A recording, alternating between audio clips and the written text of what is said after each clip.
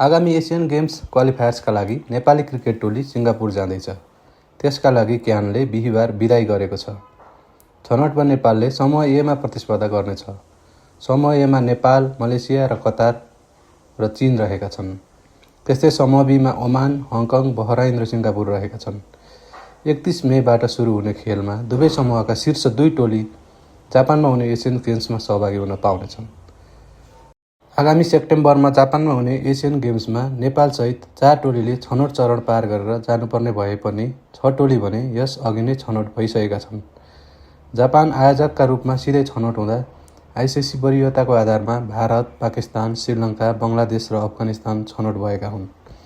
Test मान्यता प्राप्त यी टोलीले भने आफ्नो ए टिम पठाउने सम्भावना छ, किनकि यसअघि सन् 2023मा चीनमा भएको एसियन गेम्समा पनि टेस्ट राष्ट्रले ए टिम सहभागी गराएको थियो। नै अहिले सिनियर टिममा रहेकोले नेपालले यसलाई निकै महत्त्वपूर्ण रूपमा लिएको छ।